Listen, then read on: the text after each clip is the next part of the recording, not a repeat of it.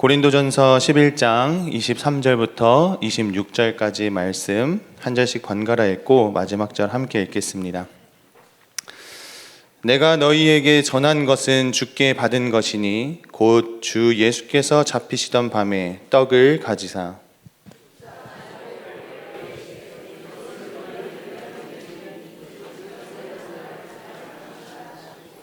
식후에 또한 그와 같이 잔을 가지시고 이르시되 이 잔은 내 피로 세운 새 언약이니 이것을 행하여 마실 때마다 나를 기념하라 하셨으니 너희가 이 떡을 먹으며 이 잔을 마실 때마다 주의 죽으심을 그가 오실 때까지 전하는 것이니라. 아멘. 네, 우리는 지금 교회력으로 대림절을 보내고 있습니다. 대림절은 로마 황제의 공식 방문을 환영하는 그 어드벤투스라는 그 언어에서 이렇게 나오게 됐습니다. 유래된 말인데요. 로마 황제가 한 도시를 방문을 했을 때 우리의 왕이 오셨다, 우리의 황제가 오셨다라고 말을 하면서 외치는 말이 His Adventus라는 말이었습니다. 우리의 황제가 왔다라는 말이었습니다. 근데 초기 그리스도인들은 이제 이 단어를 황제, 왕에게 쓰는 것이 아니라 예수님만이 우리의 참된 왕이시다라는 그 신앙 고백으로 사용하기 시작했습니다. 그래서 대림절은 예수의 재림, 예수의 다시 오심, 그분의 오심을 기다리는 기간으로서 우리의 삶의 마음을 정돈하고 또 예수의 삶을 본받으면서 기억하는 그러한 시간입니다. 그리고 이 대림절은 특별히 사용하는 색이 있습니다. 우리가 많이 보시는 것처럼 보라색입니다. 이것은 단지 성탄의 기쁨만을 기다리고 있는 그러한 절기가 아니라 회개하고 또 우리의 마음을 정돈한다라는 그런 의미에서 이 보라색을 나타내기도 합니다. 그래서 대림절은 사순절과 같이, 그 고난주간 있는 사순절과 같이 우리의 마음을 회개하고 기다리며 그 예수님 오심을 묵상하고 그 예수의 가르침을 삶에 적용하는 그러한 시기로 보내는 시간이 바로 이 대림절입니다. 오늘은 우리 성찬식에 대한 내용으로 예수 그리스도를 같이 묵상하고 그리고 예수 그리스도를 기억하기 원하는데요. 성찬을 통해 예수님을 기억하는 것은 구체적으로 우리의 삶에 무엇을 적용해야 하는 것인지, 우리의 인생에 무엇을 나타낼 수 있는지 한 가지 주제로 같이 좀 나누려고 합니다. 그 바로 하나의 주제는 희생입니다. 먼저 예수님께서 제자들에게 떡을 주시며 이것은 나의 몸이니 이것을 기념하라라고, 나를 기념하라라고 말씀하셨습니다. 여기에서 자신의 몸을 떡으로, 그 빵으로 표현을 하시면서 이 떡을 먹을 때마다, 이 성찬식을 행하면서 떡을 뗄 때마다 나를 기념하라라고 하시는데, 이 기념이라는 헬라어 원어로 보면은 의미가 기억 또는 회상으로도 적용이 될 수 있습니다. 그래서 한마디로 이 성찬식을 통해서 예수님께서 말씀하시는 것은 이것을 행할 때마다 나를 기억해라. 내가 어떻게 살아왔는지, 나의 말이 무엇이었는지 그것을 기억해야 한다라고 말하시는 것입니다. 그런데 이 성찬식에는 중요한 전제가 하나 있습니다. 중요한 전제가 두 가지 있습니다.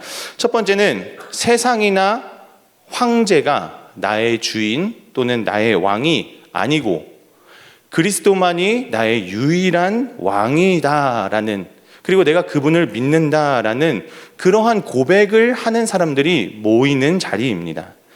두 번째로는 예수님의 말씀과 뜻을 믿고 따르며 살아가겠다라는 고백과 그 신앙의 삶을 갖고 있는 사람들이 모여서 진행하는 것이 성찬식입니다. 그래서 성찬식을 진행할 때 우리가 세례받은 자들이 일어나서 함께 떡을 떼고 잔을 마시는 것입니다. 세례를 받았다는 것 자체가 내가 예수를 나의 주인으로 그 예수 그리스도의 길을 걸어가겠다라고 스스로 선택한 것이기 때문에 그렇습니다. 그래서 이 성찬식은 그냥 단순한 어떤 외적인 의식이 아니라 예수님을 왕으로 모시고 내 인생을 전체를 그분을 따라가겠다라는 그 선언을 하고 그 믿음을 가지고 있는 자들이 모여서 하는 것이 성찬식입니다. 그런데 이 성찬식을 생각하다 보면 왜 이것이 십자가의 죽음과 부활보다도 성찬에서 좀 더 초점을 맞추고 있는 부분이 있습니다. 십자가의 죽음, 예수 그리스도의 부활보다도 다른 곳에 초점을 맞추고 있다는 것을 알 수 있습니다. 그 부분은 무엇이냐면은 누가복음 18장 33절에서 34절을 먼저 보면 이렇게 기록되어 있습니다. 그들은 채찍질하고 그를 죽일 것이나 그는 3일 만에 살아나리라 하시되 제자들이 이것을 하나도 깨닫지 못하였으니 그 말씀이 감추었으므로 그들이 그 이르신 바를 알지 못하였다. 요한복음 2장 22절에는 이렇게 기록되어 있습니다. 죽은 자 가운데서 살아나신 후에야 제자들이 이 말씀하신 것을 기억하고 성경과 예수께서 하신 말씀을 믿었다라고 기록되어 있습니다. 그러니 성찬이라는 것은 죽음에 대한 것과 예수 그리스도의 부활에 대한 온전한 이해가 있지 않았어도 참여할 수 있던 것이었습니다. 그러니까 제자들이 이미 이 성찬을 참여할 때 당시에 예수 그리스도의 죽음과 부활에 대한 완벽한 이해가 없는 상태였습니다. 그러나 그들은 여전히 예수님의 제자였고 예수님을 주님이라고 부르며 그 길을 따라갔던 사람들이었습니다. 예수님의 말씀과 그 삶을 가까이에 접하면서 자신의 삶에 예수 그리스도의 정신을 반영하려고 애썼던 사람들입니다.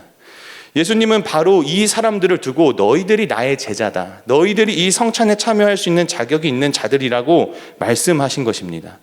그러면서 그 제자들에게 너희들은 이 떡을 떼며 잔을 마시며 나를 기억해라 라고 말씀해주고 계신 것입니다.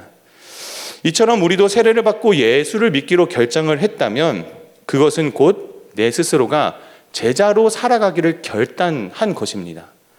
비록 그것을 잘 몰랐다 하더라도 우리가 세례받고 예수 믿기로 결정을 했다면 내 인생은 예수를 따라가는 제자로 살아가겠습니다 라는 결단입니다.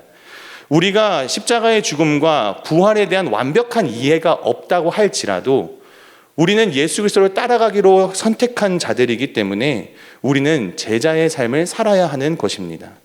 우리의 삶에서 예수를 따르고 닮아가려고 하는 그 태도가 반드시 있어야 하는 것입니다. 그것이 바로 예수를 믿는 사람, 세례를 받은 자, 성찬에 참여하는 자들이 기본적으로 갖추어야 하는 마음의 자세입니다. 예수님께서 성찬을 행하실 때마다 또 떡을 나누며 나를 기억하라고 말씀하셨습니다. 앞서 나눈 것처럼 이것은 단순한 기억, 단순한 행사, 회상이 아니라 예수님의 마음과 삶을 본받고 실천하는 것을 포함합니다.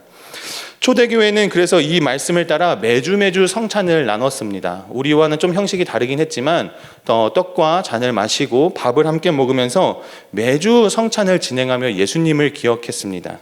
그리고 그 사람들은 한 주간의 인생을 살면서 예수 그리스도의 정신대로 삶을 살아보니 이런 부분이 충돌이 있고 이런 부분이 너무 어렵고 이런 부분이 너무 힘들었더라라는 것을 이 예배에 와서 함께 나누게 되었습니다. 예수 중심으로 삶을 재정비하고 예수 중심으로 다시 정신을 무장하고 예수님을 다시 한번 일주일간 닮아가 보자라고 결심하는 시간이 이 성찬의 시간, 예배의 시간, 지금으로 치면 소그룹 시간입니다. 목장 모임, 순 모임 같은 시간이 바로 그런 교제의 시간입니다. 내가 예수를 따라가 보니 이런 부분이 너무 힘들더라. 예수를 따라가면서 그 십자가의 도대로 크리스찬대로 정직하게 살아보려고 하니 이런 것이 너무 어렵더라라는 것을 함께 나누는 것입니다. 그래서 우리 특별히 청년 여러분들 목장 모임을 할 때 내가 도대체 무슨 말을 해야 할까? 그 목장에 가서 내가 어떤 이야기를 해야 될지 모르겠다면 여러분들의 신앙을 나누고 한 주간 예수님을 어떻게 따라갔는지를 그걸 나누면 됩니다. 그리고 여러분들이 한 주간 누렸던 은혜를 나누면 됩니다.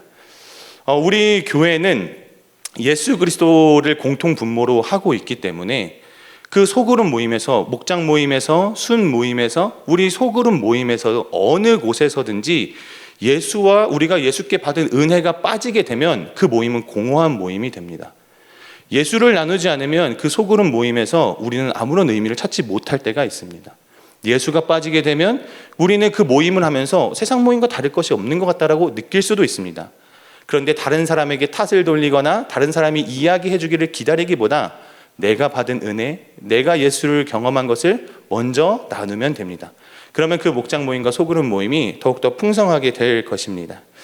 그리고 그렇게 따라가는 것이야말로 진정한 교회 공동체의 모습이기도 합니다.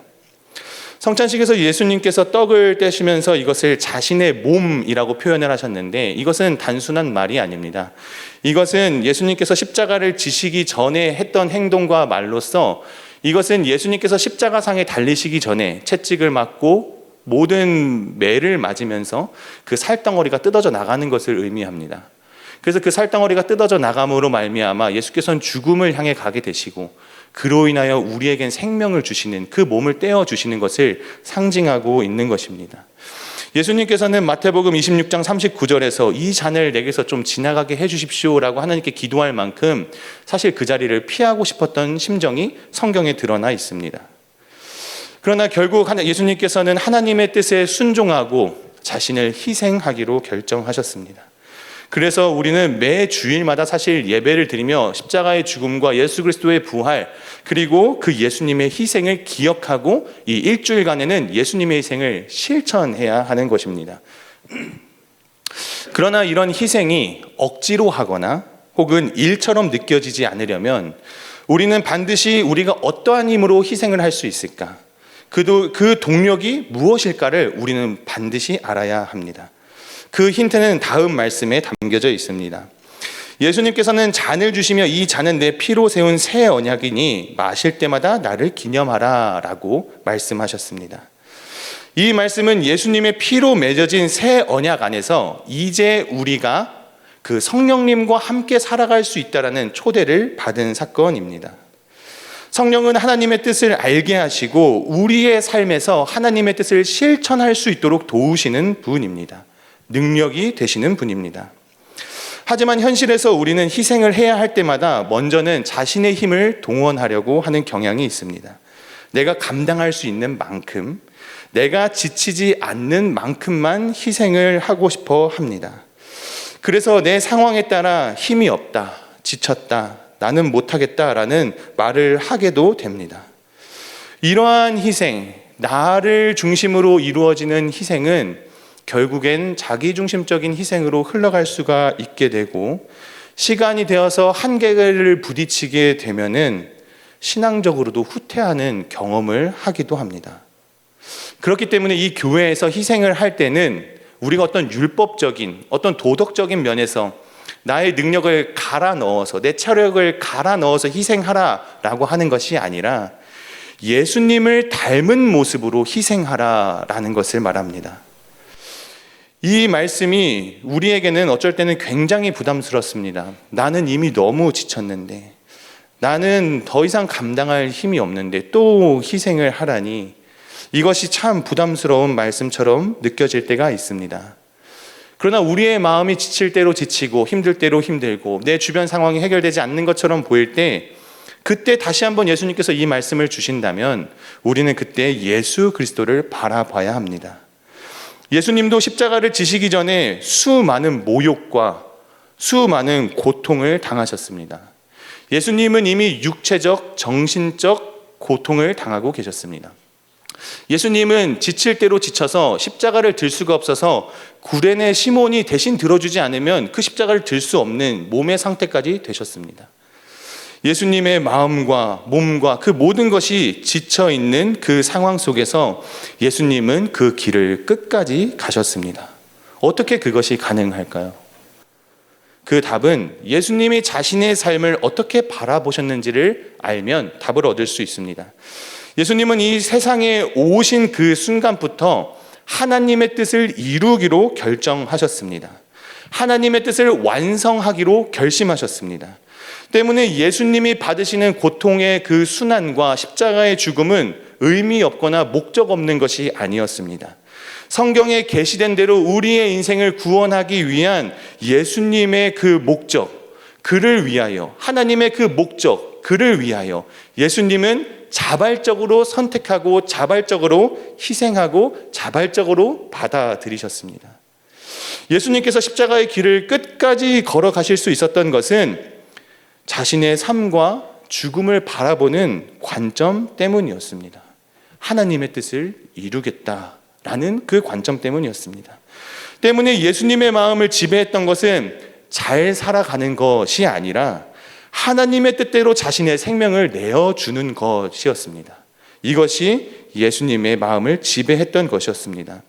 앞서 나눈 것처럼 예수님께서는 겟세마네 동산에서 하나님, 이 잔을 내게서 피할 수 있으면 좀 피하게 해주십시오 라고 기도했지만, 그 뒤에 우리 모두가 잘 아시는 것과 같이 하나님, 그러나 내 뜻대로 마옵시고 하나님의 뜻대로 하옵소서라고 기도하며 순종하셨습니다. 그분은 자신의 죽음을 통해 우리의 생명을 꽃피우는 결정을 하셨습니다. 그 선택을 하셨습니다. 그 선택은 자발적이었고 온전한 희생을 위한 선택이었습니다. 그렇기에 예수님은 끝까지 그 길로 가기를 결정하신 것입니다. 그리고 그 예수님의 결정을 실천으로 옮길 수 있게끔, 실천할 수 있게 가능하게끔 했던 그 힘이 있습니다. 히브리서 9장 14절은 이렇게 기록합니다. 예수님의 희생의 동력에 대해 이렇게 말씀합니다. 하물며 영원하신 성령으로 말미암아 흠 없는 자가 하나님께 드린 그리스도의 피가 어찌 너희 양심을 죽은 행실에서 깨끗하게 하고 살아계신 하나님을 섬기게 하지 못하겠느냐. 예수님은 성령의 인도하심, 그 성령과 동행하심으로 말미암아 고난의 길을 견디셨습니다. 성령의 힘으로 자신을 하나님께 온전히 드리셨습니다. 예수님의 희생은 홀로 감당하신 것이 아니라 성령과 함께 이룬 완전한 순종이었습니다. 사랑하는 여러분, 이제 우리 차례입니다. 예수님처럼 우리도 우리의 삶을 어떻게 바라볼 것인가를 이제 결정해야 합니다. 예수님이 하나님의 나라와 그 뜻을 위해 자발적으로 자기의 삶을 드렸듯 우리 역시 하나님의 뜻을 위해 기꺼이 우리의 삶을 희생하는 그러한 선택이 필요해집니다. 왜냐? 그것이 크리스찬이자 제자의 삶이기 때문입니다. 때문에 우리 마음속 깊은 곳에 때로는 잘 먹고 잘 사는 것, 내 삶이 안정되는 것, 이것이 인생의 목적이 되는 때를 보게도 됩니다. 우리의 기도가 어느새는 하나님, 저의 필요를 좀 채워주십시오, 우리 가정의 이런 문제, 내 삶의 이런 문제를 좀 해결해 주십시오라는 그 필요를 간구하는 것에 머물러 있는 것을 또 보게도 됩니다. 그러나 이제 우리의 기도도 바뀌어야 합니다. 하나님, 예수 그리스도를 본받아 성령과 함께 내가 자발적인 희생을 선택하며 그 삶을 살아가겠습니다. 하나님, 그것이 학교든 가정이든 직장이든 어디서든 성령과 동행하며 하나님의 뜻을 이루어가는 자로 내가 살아가길 원합니다. 이제는 나의 만족과 나의 안정을 더 뛰어넘어 크신 하나님의 뜻, 크신 하나님의 계획을 이루어가며 그것에 동참하는 나의 삶이 되길 원한다는 그러한 기도로 우리의 기도는 바뀌어 나가야 합니다. 그것이 크리스찬의 성장이자 제자의 삶인 것입니다. 그 결정과 기도와 실천으로 예수님의 희생을 본받는 것은 결코 허무하거나 아무런 의미 없는 것이 아닙니다. 그 길은 하나님의 뜻을 이루는 길이며 우리의 삶이 더 깊고 넓은 은혜를 체험하게 되는 순간입니다. 우리 찬양팀 앞으로 나와주시기 바랍니다. 그래서 이번 대림절 한 주간 피하고 싶은 상황이 생기신다면, 또 우리의 삶 속에서 하나님께서 순종해야 된다라는, 또 희생해야 된다라는 마음을 주신다면, 내 체력, 내 경험, 나의 지난날의 그 모든 것들을 동원하기보다 먼저는 우리 예수님을 기억하시길 소원합니다. 그리고 또 다음으로 성령께 도움을 구하며 그 순간을 잘 감당해내시기를 소원합니다. 예수님의 순종과 희생을 묵상하며 예수님처럼 성령을 의지한 자발적인 희생을 실천해 나갈 때 그것이 온전한 성찬이자 또 온전한 삶의 예배, 그리고 이 대림절을 보내는 크리스천의 삶이 될 것입니다. 이번 한 주간 성령과 함께 자발적인 희생을 선택해 나가는 우리가 되기를 소원합니다. 함께 찬양하고 기도하겠습니다.